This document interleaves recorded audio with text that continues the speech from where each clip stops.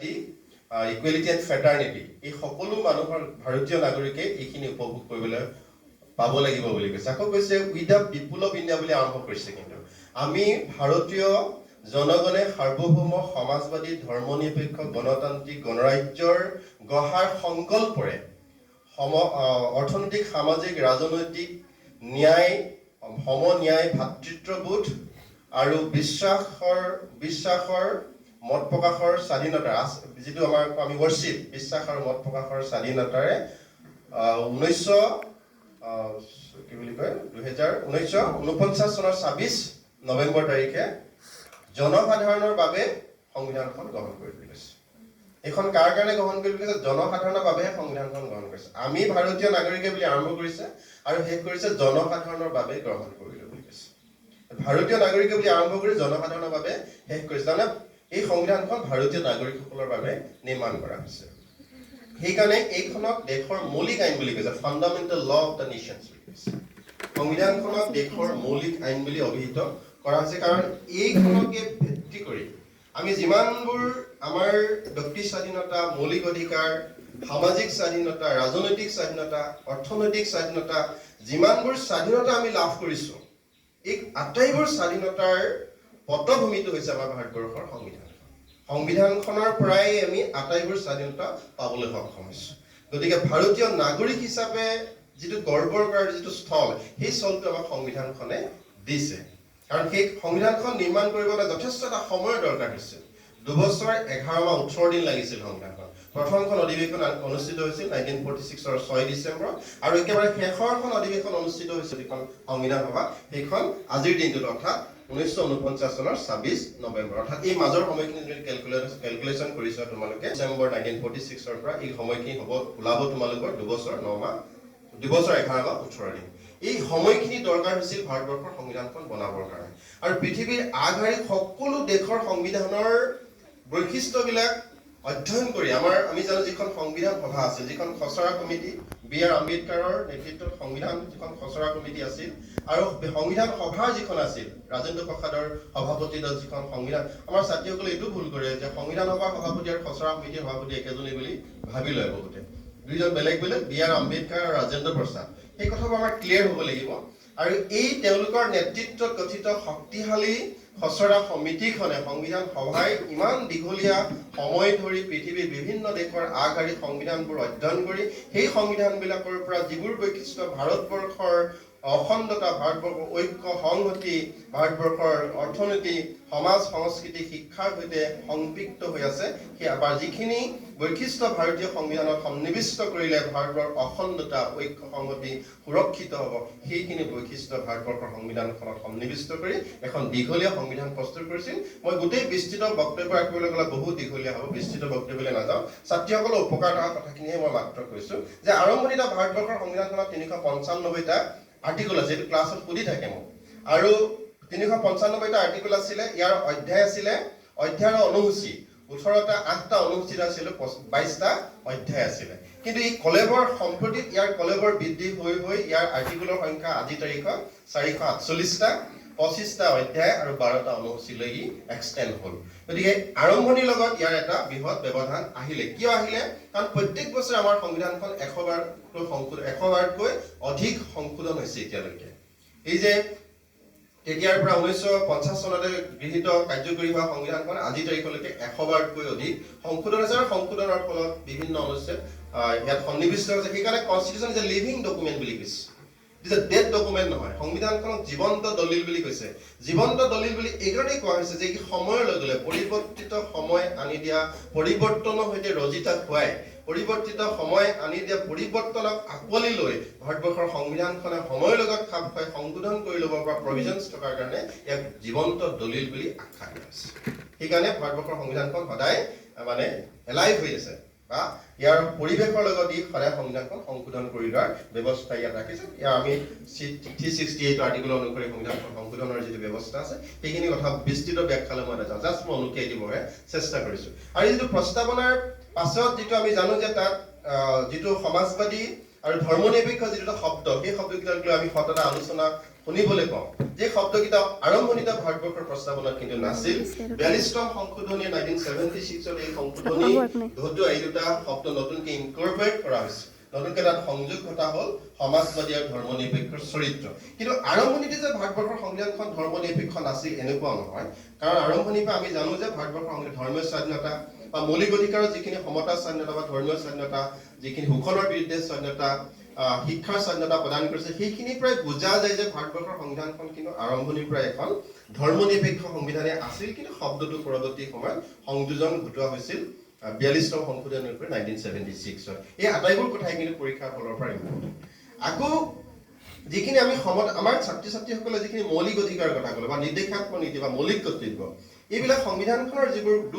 তৃতীয় খণ্ড চতুৰ্থ খণ্ডত যিবিলাক কথা আছে সেই কথাবোৰ ছাত্ৰীসকলৰ কাৰণে অত্যন্ত গুৰুত্বপূৰ্ণ এই কাৰণে যে মৌলিক অধিকাৰখিনি আমি এনেও জানিব লাগে as a democratic citizen as a Indian citizen we have to know about our fundamental rights যে সংবিধানে আমাক কি কি মৌলিক অধিকাৰ দিছে মই একেবাৰে থ্ৰুতে ক'বলৈ বিচাৰিছোঁ যে সমতা অধিকাৰ যিটো 14ৰ পৰা 18লৈকে দিছে আইনৰ দৃষ্টিত সকলো সমান all are equal in front of ল বুলি কৈছে There should not be discrimination on the basis of caste, community, language বুলি কৈছে যে ধৰ্ম জাতি বৰ্ণ গোষ্ঠী ভিত্তিক কেতিয়াও বৈষম্য কৰিব নোৱাৰিব সেইটো 15 নম্বৰ অধিকাৰ ক'লে 16 নম্বৰত ক'লে সকলো সমান বুলি কৈ দিলে 15 নম্বৰত সকলো সমান বুলি কৈছে all are equal in front of ল 14 নম্বৰত ক'লে all are equal in front of ল 15 নম্বৰত ক'লে আইনৰ ধৰ্ম ভাষা বৰ্ণৰ ভিত্তিত কেতিয়াও বৈষম্য সৃষ্টি কৰিব নোৱাৰিব all are equal in front of law there should not be discrimination on the basis of caste community language সেইটো কথা ক'লে 15 নম্বৰ 16 নম্বৰ কি কৈছে যে আমাৰ যিটো ৰাজহুৱা সম্পদ শিক্ষা গঠনৰ পৰা চাকৰি বাকৰি পৰা আমাৰ সকলো অধিকাৰ আছে আমাৰ এই পৰা কোনো বঞ্চিত কৰে জাতি বৰ্ণ ধৰ্মৰ ভিত্তিত আমাক কেতিয়াও শিক্ষা গঠনৰ ক্ষেত্ৰতে হওক বা বিভিন্ন অনুষ্ঠানত আমি উপস্থিত থকাৰ ক্ষেত্ৰত আমাক কেতিয়াও বাৰণ কৰিব নোৱাৰে সকলো অধিকাৰ মোৰ আছে শিক্ষা গ্ৰহণৰ অধিকাৰ আছে চাকৰি বাকৰি কৰাৰ অধিকাৰ আছে ৰাজহুৱা সম্পদ ব্যৱহাৰৰ অধিকাৰ আছে এই অধিকাৰটো 16 নম্বৰ অনুচ্ছেদত কৈছে 17 নম্বৰ অনুচ্ছেদত কৈছে যে অস্পৃশ্যতা আমি কাকো অস্পৃশ্য বুলি ঘিণ কৰিব নোৱাৰো আমি কাকো ধৰ্মৰ ভিত্তিত বা গোষ্ঠীৰ ভিত্তিত বৰ্ণৰ ভিত্তিত আমি অস্পৃশ্য বুলি কৈ দিব নোৱাৰো এই অধিকাৰটো মোৰ নাই যদি মই কৰিছো কাম কৰো সেইটো হ'ল মোৰ সংবিধান বহিৰ্ভূত অধিকাৰ 18 নম্বৰ অনুচ্ছেদত কৈছে যে আমি শিক্ষাৰ সামৰিক উপাধিৰ বাহিৰে অন্য যদি উপাধি ল'ব লগা হয় বা বিদেশৰ পৰা কিটা হ'লে কিন্তু আমি ৰাষ্ট্ৰপতি অনুমোদন ল'ব লাগিব এইখিনি থ্ৰুলি তেনেকৈ আছে 19 নম্বৰ ছটা অধিকাৰৰ কথা বিশেষভাৱে কোৱা হৈছে যেনেকৈ মত প্ৰকাশৰ অধিকাৰ সমবেত হোৱাৰ অধিকাৰ সংস্থা সংগঠন কৰাৰ অধিকাৰ স্বাধীনভাৱে বসবাস কৰাৰ অধিকাৰ চাকৰি বাকৰি কৰাৰ অধিকাৰ ভাৰতৰ ভূখণ্ডৰ ভিতৰত নিজৰ চাকৰি বা বাসস্থান স্থাপনৰ অধিকাৰ এই ছটা অধিকাৰ স্পেচিয়েলি 19 নম্বৰ অনুচ্ছেদত দিছে 20 নম্বৰ অনুচ্ছেদটো খুব গুৰুত্বপূৰ্ণ ছাত্ৰ ছাত্ৰীসকলে জানিব লগা কাৰণ তাত হিউমেন ৰাইটছৰ কথা জড়িত আছে যে এজন ব্যক্তি ভুল নকৰাকৈ আটক কৰিব নোৱাৰে যেটো তাৰ আমাৰ হিউমেন ৰাইটছৰ লগত জড়িত থকা অধিকাৰটো হৈছে যে কোনো ব্যক্তিয়ে ভুল কৰা নাই তেওঁ কিটা আটক কৰিব তুমি এটা কোৱেশ্চন কৰিব যে মোৰ ভুলটো কি মোৰ অপৰাধ কি মোক কিয় আটক কৰা আছে আকৌ একেটা ভুলৰ কাৰণে এজন ব্যক্তি দুবাৰ আটক কৰিব নোৱাৰে তো এবাৰ ভুলটো কৰিছে এবাৰ তাৰ কাৰণে তেওঁ শাস্তি হৈ গৈছে কিন্তু তেওঁ ৰিপিটেডলি আটক কৰা অধিকাৰটো আইনৰো নাই সেইটো আমি জানিব লাগিব আকৌ কৈছে নিজৰ বিৰুদ্ধে সাক্ষী দিবলৈ বাধ্য কৰিব নোৱাৰিব মোক বিৰুদ্ধে আইনে মোৰ বিৰুদ্ধে সাক্ষী দিবলৈ কিটা বাধ্য কৰিব নোৱাৰে মোৰো অধিকাৰ আছে ময়ো আইনৰ সহায় ল'ব পাৰিম তাৰমানে তুমি ভুলটো কৰিছাই কোৱা বুলি তোমাক মাৰি পিটি কোনো বাধ্য কৰিব নোৱাৰে আৰু যদিও কৰে সেইটো আইনৰ দৃষ্টিত শুদ্ধ নহয় যদি তোমাক পুলিচে তোমাক পিটি যদি তোমাৰ পৰা উলিয়াইও লয় যে তুমি এইটো ভুলটো কৰিছো বুলি কৈ দিয়া সেইটো আইনৰ দৃষ্টিত বৈধ নহয় তোমাৰ নিজৰ বিৰুদ্ধে সাক্ষী দিয়াৰ মানে নিজৰ বিৰুদ্ধে সাক্ষী দিবৰ কাৰণে তোমাক বাধ্য কৰিব নোৱাৰে তুমিয়ে ভুলটো কৰিছা বুলি তোমাক মুখৰ পৰা উলিওৱাৰ অধিকাৰ আইনৰ নাই তাৰমানে তুমি যে নিৰপৰাধী তাৰ আইনৰ সহায় লোৱা তোমাৰ অধিকাৰ থাকিব সেইটো আমাৰ 20 নম্বৰ আৰ্টিকলত কোৱা আছে 21 নম্বৰ আৰ্টিকল সবতকৈ গুৰুত্বপূৰ্ণ তাত ব্যক্তি স্বাধীনতা আৰু জীৱনৰ অধিকাৰ সম্পৰ্কে কোৱা আছে পাৰ্সোনেল এণ্ড লাইফ লিবাৰ্টি কথাখিনি কৈছে যে কোনো ব্যক্তিকে কেতিয়াও জীৱনৰ অধিকাৰৰ পৰা বঞ্চিত কৰিব নোৱাৰে এটা দেশত যেতিয়া জৰুৰী অৱস্থা ঘোষণা হয় সেই সময়ত কিন্তু কিছুমান অধিকাৰ বাতিল হৈ যায় এক্সেপ্ট অধিকাৰটো কেতিয়াও বাতিল নহয় জীয়াই থকাৰ অধিকাৰটো মোক জীয়াই থকা অধিকাৰৰ পৰা কোনো আইনে বঞ্চিত কৰিব নোৱাৰে যদিহে মই তেনেকুৱা ক্ৰাইম নকৰোঁ যদি with due procedure of law বুলি কৈছে with due procedure of law যদি মই ক্ৰাইম নকৰোঁ তেতিয়াহ'লে মোক কেতিয়াও আইনে মোক জীয়াই থকা অধিকাৰৰ পৰা ব্যক্তি স্বাধীনতাৰ পৰা মোক কেতিয়াও মানে আঁতৰাই আনিব নোৱাৰে সেইকাৰণে 22 নম্বৰ আৰ্টিকলতো কৈছে যে এজন ব্যক্তি আটক কৰাৰ 24 ঘণ্টাৰ ভিতৰত নিয়াৰেষ্ট কোৰ্টত তেওঁ হাজিৰ কৰিব লাগিব সেইকাৰণে যিকোনো এজন অপৰাধীক মাত্ৰ থানাই 24 ঘণ্টা আটক কৰি ৰাখিব পাৰে উইদাউট মানে কোৰ্টৰ পাৰমিশন তেওঁ 24 ঘণ্টাতকৈ আটক কৰি ৰাখিব নোৱাৰে এই কথাবোৰ আমি এজ এ চিটিজেন আমি জনাটো দৰকাৰ 23-24 নং অনুচ্ছেদত আমি শোষণৰ বিৰুদ্ধে অধিকাৰ কথা কৈ আছে যে কাকো কেতিয়াও বিনা বেতনে কামত ব্যৱহাৰ কৰিব নোৱাৰিব, বিনা বেতনে কাকো কেতিয়া আমি কামত লগাব নোৱাৰি, সেইটো তাৰ কাৰণে মই উপযুক্ত পাৰিশ্ৰমিক দিবৰ কাৰণে মই বাধ্য। ঠিক আছে, আমাৰ শিশু শ্ৰমিক প্ৰতিৰোধী যিখন আইন আছে ব্যৱস্থা আছে সংবিধানৰ 24 নম্বৰ আৰ্টিকেলত কোৱা আছে, 24 নম্বৰ আৰ্টিকেলত কোনো শিশু শ্ৰমিক 6 বা 14 বছৰৰ ভিতৰৰ কোনো শিশুকে কেতিয়াও কোনো কল কাৰখানা বা লাভজনক প্ৰতিষ্ঠানত কেতিয়াও তেওঁ নিয়োগ কৰিব পৰা নাযাব। 25 পৰা 28 লৈকে আমি জানো যে ধৰ্মীয় অধিকাৰখিনিৰ কথা কৈ আছে, ধৰ্ম গ্ৰহণ প্ৰচাৰ প্ৰসাৰ কৰা অধিকাৰটো 25ত আছে, 26ত আছে মোৰ সংখ্যালঘুসকলক ধৰ্ম অনুষ্ঠান স্থাপন কৰিব পৰা, 27 নম্বৰ অনুচ্ছেদত কৈছে যে মই কেতিয়াও বাধ্যতামূলকভাৱে কোনো ধৰ্ম প্ৰচাৰ প্ৰসাৰ কাৰণে মই টেক্স কালেকশ্যন কৰিব নোৱাৰিম। 28 নম্বৰ অনুচ্ছেদত কৈছে যে ৰাজহুৱা শিক্ষানুষ্ঠান মই কেতিয়াও ধৰ্ম শিক্ষা দিব নোৱাৰিম। মই তোমালোক ক'ব নোৱাৰো যে হিন্দু ধৰ্মটোৱে ভাল, মুছলিম ধৰ্মটো বেয়া, বৌদ্ধ ধৰ্মটো আৰু বেয়া বুলি মই কেতিয়াও কোৱা অধিকাৰটো মোৰ নাই। অৰ্থাৎ চৰকাৰী স্বীকৃতিপ্ৰাপ্ত ৰাজহুৱা অনুষ্ঠানত কেতিয়াও মই ধৰ্মীয় শিক্ষা দিব নোৱাৰো। গতিকে 29-30 নম্বৰ আৰ্টিকেলত কৈছে যে আমাৰ শিক্ষাৰ সংস্কৃতি সংখ্যালঘুসকলে প্ৰত্যেকেই নিজৰ ভাষা সংস্কৃতি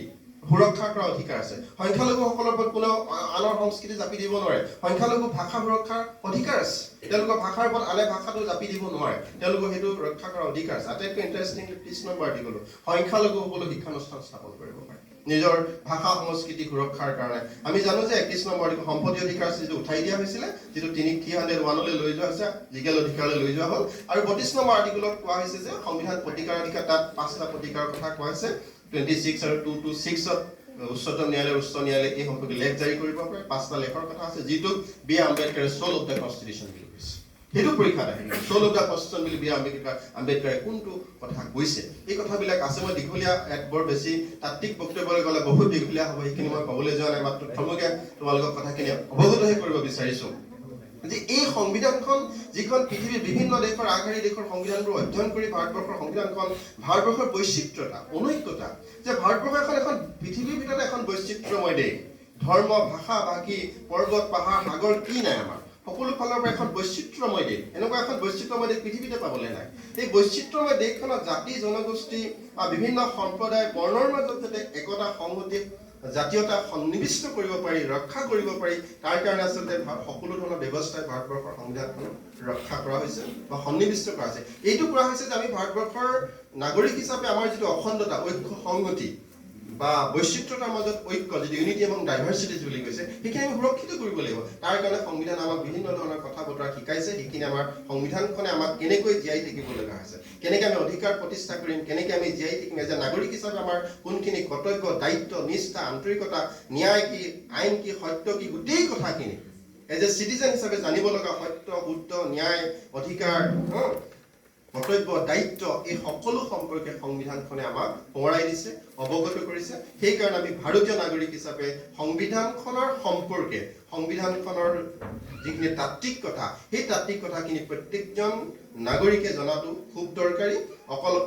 it is not important examination point of view, as a নাগৰিক হিচাপে আমি এই কথাখিনি জনাটো খুব দৰকাৰী বুলি মই অনুভৱ কৰোঁ। আমাৰ বৈচিত্ৰতাক আমি অস্বীকাৰ কৰিব, কাৰণ বৈচিত্ৰৰ মাজত অনৈক্যৰ যিটো ৰক্ষা হৈ আছে, একতা যিটো প্ৰতিষ্ঠা হৈছে, তাৰ ভেটিটো কিন্তু আমাক সংবিধানখনে দিছে বা সংবিধানখনে দিবলৈ আমাক চেষ্টা কৰিছে। আৰু এই কাৰণেই আমি ভাৰতীয় হিচাপে গৰ্বিত, এই কাৰণেই যে আমাক এসময়ত পৃথিৱী আমাক হাঁহিছিল। সেইকাৰণে বিশ্বই আমাক হাঁহিছিল যে ভাৰতবৰ্ষৰ নিচিনা এখন নিৰক্ষৰ দেশত কেনেকৈ গণতন্ত্ৰ প্ৰতিষ্ঠা হ'ব। এইক লৈ পৃথিৱীয়ে আমাক ইটিকিং কৰিছিল, হাঁহিছিল। যেতিয়া আমাক ব্ৰিটিছে আমাক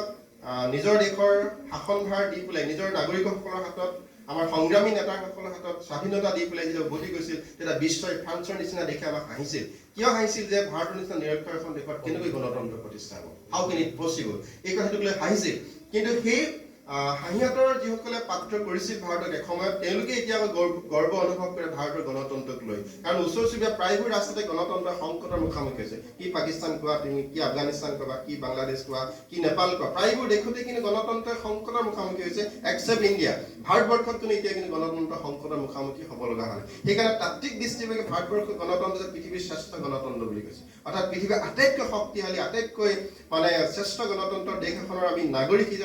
নাগৰিক হোৱাৰ গৌৰৱ অনুভৱ কৰাৰ যিটো স্থল, সেই স্থলটো আমাক সংবিধানে দিছে। সংবিধানে আমাক এনেকুৱা ধৰণৰ ব্যৱস্থা দিছে, যি ব্যৱস্থাবিলাকৰ মাধ্যমেৰে আমাৰ দেশৰ নাগৰিকে সেই ধৰণে আচৰণ কৰিব লাগিব, সেই ধৰণৰ দৃষ্টিভংগী পোষণ কৰিব লাগিব, যি ধৰণৰ দৃষ্টিভংগীয়ে দেশৰ ঐক্য আৰু সংহতি আৰু অখণ্ডতা ৰক্ষা কৰিব পাৰিব। যদি ঐক্য সংহতি আৰু অখণ্ডতা ৰক্ষাৰ বিপৰীতে যদি কোনোবাই দৃষ্টিভংগী পোষণ কৰে, তেতিয়াহ'লে ৰাষ্ট্ৰীয় আইন এনেকুৱা ব্যৱস্থা আছে যে তাক প্ৰতিহত কেনেকৈ কৰিব লাগে তাৰ সুব্যৱস্থা ভাৰতীয় সংবিধানখনে কৰিছে। সেইকাৰণে এতিয়া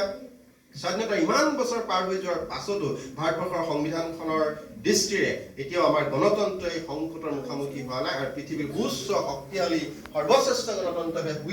শিৰ উচ্চ কৰি বিশ্ববাসীৰ বুকুত পৰিচয় দিবৰ কাৰণে ভাৰতবৰ্ষৰ গণতন্ত্ৰ আজি সক্ষম হৈছে আৰু সেইখন গণতান্ত্ৰিক দেশৰ নাগৰিক হিচাপে আমি প্ৰত্যেকেই ভাৰতবৰ্ষৰ সংবিধানখনক সন্মান কৰা ভাৰতবৰ্ষৰ সংবিধানখনক মৰ্যাদা দিয়া বা ভাৰতবৰ্ষৰ সংবিধান অনুসৰি জীৱন জীৱিকা নিৰ্বাহৰ যি বাতাবৰণ নিৰ্মাণ কৰাৰ কাৰণে আমি সকলোৱে প্ৰতিশ্ৰুতিবদ্ধ হোৱাৰ দৰকাৰ বৰ বেছি দীঘলীয়া তাত্ত্বিক বক্তব্য কৰিবলৈ নাযাওঁ ইমানখিনিতে মই কৈছোঁ আৰু কোৱাৰ যথেষ্ট চল আছে যিহেতু সংবিধানৰে পঢ়াব পলিটিকেল চায়েন্সৰ এজন ছাত্ৰ হিচাপে যথেষ্টখিনি এই সম্পৰ্কে পঢ়া শুনা কৰিব লগা হৈছে খালি এইখিনি কথাই কওঁ যে যথেষ্ট তোমালোকৰ সংবিধানখনৰ ভিতৰে যদি সোমোৱা তেতিয়াহ'লে তোমালোকৰ যিখিনি পলিটিভ পাৰ্টটো তোমাৰ 50% ক্লিয়াৰ কৰি দিয়ে প্ৰতিযোগিতামূলক পৰীক্ষাৰ 50% পলিটিভ পাৰ্টটো সংবিধানে কমপ্লিট কৰি দিয়ে গতিকে পলিটিভ পাৰ্ট নজনাকে কেতিয়াও তুমি কম্পিটিটিভ কোনো এক্সামত পাছ কৰিব নোৱাৰা আৰু পলিটিভ পাৰ্ট জানিব হ'লে তুমি কনষ্টিটিউশ্যন জানিবই লাগিব আৰু তেতিয়াহে তুমি আহিব লগা আগন্তুক যিকোনো প্ৰতিযোগিতামূলক পৰীক্ষালৈ নিজকে সাজু কৰি তুলিব পাৰিবা সেইকাৰণে আটাইকে মই সংবিধান দিৱসৰ শুভেচ্ছা জ্ঞাপন কৰিছোঁ আৰু আমাৰ এই অনুষ্ঠানত সকলো উপস্থিত হোৱাৰ কাৰণে সংবিধান দিৱসৰ কথাখিনি শুনাৰ কাৰণে তোমালোকে পৰীক্ষাৰ মাজতো আহি সুন্দৰকৈ শুনি থকাৰ কাৰণে মই আটাইকে ধন্যবাদ আৰু কৃতজ্ঞতা জ্ঞাপন কৰিছোঁ আৰু ৰাজনীতি বিজ্ঞানৰ ফালৰ পৰা সকলোকে শুভেচ্ছা ধন্যবাদ আৰু কৃতজ্ঞতা জ্ঞাপন কৰিছোঁ আৰু কৰ্তৃপক্ষকো আজি অনুষ্ঠানটো অনুষ্ঠিত কৰিবৰ কাৰণে সহযোগিতা আগবঢ়োৱাৰ কাৰণে আটাইকে ধন্যবাদ আৰু কৃতজ্ঞতা জ্ঞাপন কৰিছোঁ যোনবিলাক কলাকাৰ ভাইটো দিবা চাগে দি দিয়া কলাকাৰ ভাইটো PM বুলি পাঠ কৰিলা